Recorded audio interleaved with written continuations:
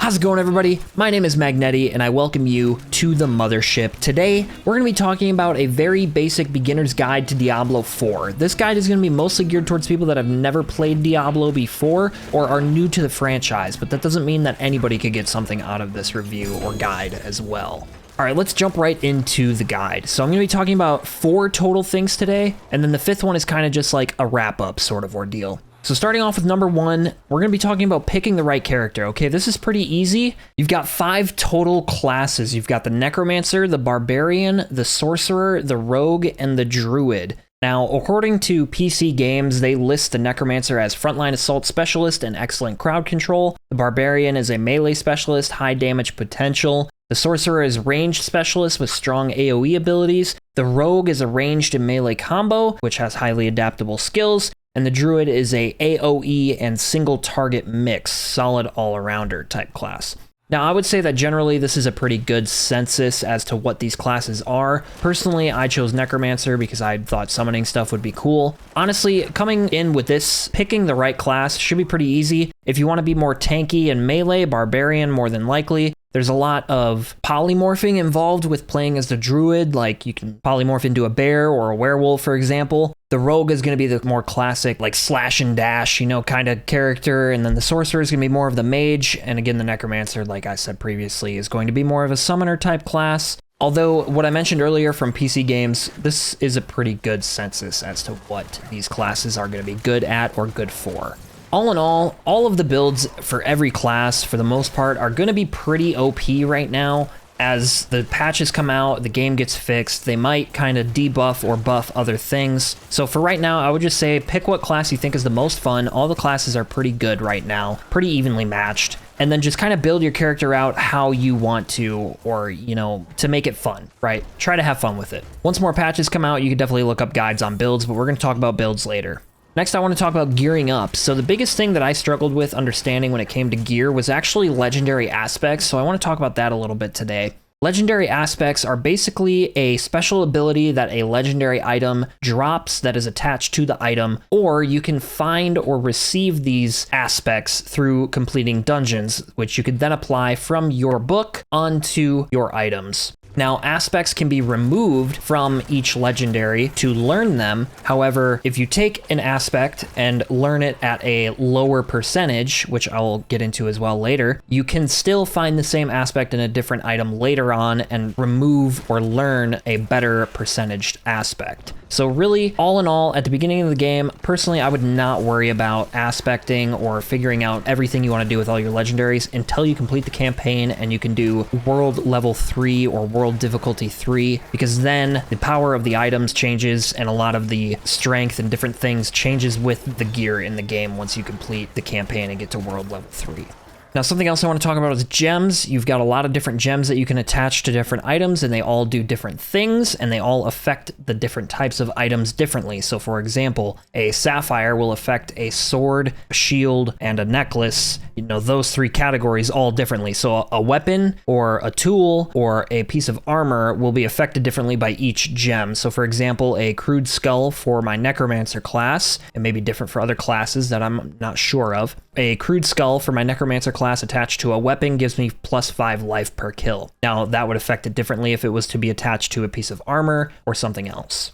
Now, I did mention a little bit about difficulty level earlier. Honestly, if you've never played an ARPG before, but you do think you're pretty decent at video games or you like a challenge, start off in world difficulty level 2. If you've never played an ARPG before and you're much more of a casual gamer, definitely just start off in world level 1. It's not going to make a huge difference. I mean, I fought a mid-game boss at level 35, pretty average level for that boss, and it was super easy, and it was on world level 2. I was honestly kind of disappointed, but anyway, not the point. Moving on to character builds. Like I said before, I was going to mention character builds a little bit today. So I want to mention that I'm not an expert, and full disclosure here, I use d4builds.gg for building my character and speccing him out to try and achieve the best leveling of my character. Now, with this website, it has every different character, all 5 characters. It has different builds for each character. It has leveling builds from level 1 to level 50, and it has mid-game to end-game builds as well. So you can adjust your build as you go, and keep in mind that you'll be earning skill points as you go throughout the game outside of just leveling up. Like for example, finding a Lilith statue. Some of them will give you skill points.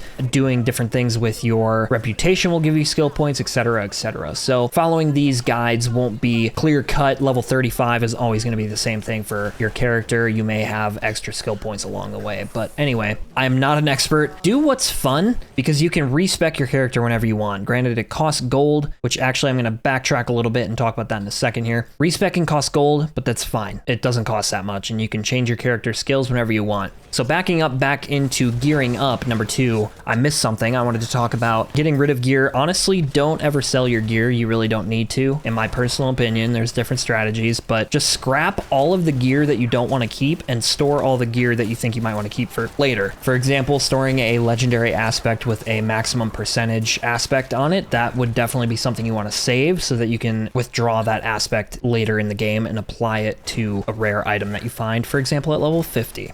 Now I covered all of 2 and 3, so let's move into number 4. But first, if you found anything so far useful, go ahead and drop a sub down below for me. All right, number 4, progression and reputation. Each little city has reputation within it. You can get more reputation by completing dungeons, doing side quests, or exploring the map, and these will give you special bonuses and, for example, skill points. So reputation is a huge part of progression, and it kind of pushes you forward a little early in the game. Now, this game is kind of grindy, I'm not gonna lie. So leveling up is gonna be pretty slow once you get further in the game, and you know, you're gonna be speccing out and it's gonna take a while, but just keep at the grind. You'll progress slowly but surely, and eventually, you know, you'll get better. Something that's very common for people to ask is about how to get their horse. So you have to complete the campaign. I believe it's Act 3. You have to complete Act 3 to get your horse. If it's not Act 3, then you just have to complete the entire campaign. I didn't get a chance to look that up. But once you complete Act 3, you should be able to go back to the horse stables and let the stable person know that you're a friend of Donan after receiving a quest from Donan to receive your horse. Lastly, for number 4, analyzing gear. So I did talk about that a little bit earlier. Now, something that's really huge that you may not have understood previously when I was talking about percentages and such, there is a percentage setting that you can turn on. If you go to the settings, and I'll show it to you here on screen, and you scroll down in the game options, you should be able to turn on a setting where it will show you advanced options for gear, and this will pop up a gray percentage block next to the percentages that will show you the range of potential percentages for that specific skill or style. For example, aspects will have, for every kill you gain 10% of your maximum life back. Now that could be within a range of 6 to 12%. Now 10% would be on that high end of the potential range for that legendary aspect ability for that weapon, for example. So turning this on will help you show when you have a maximum percentage item, which is something you'll want to hold on to, especially if it's a legendary, so that you can extract that aspect. Hopefully that makes sense.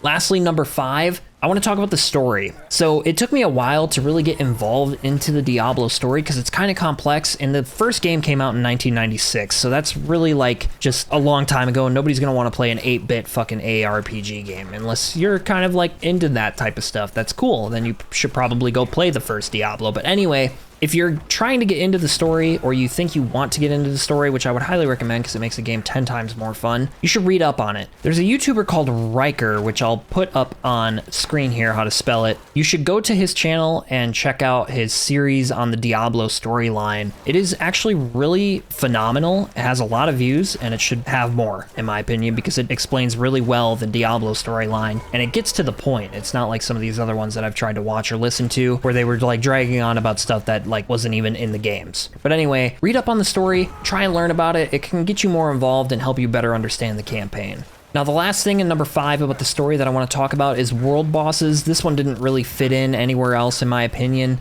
So world bosses are a more so toward the end game objective that you can fight by yourself or with friends, you know, however you want to tackle it. But world bosses are kind of a game changer. They can drop a lot of legendaries. Most of them only spawn like once a week. So there's a lot of benefits to fighting world bosses because it can gear you up really, really well. Just make sure you pay attention to any level recommendation before you just jump head first into the fight, right?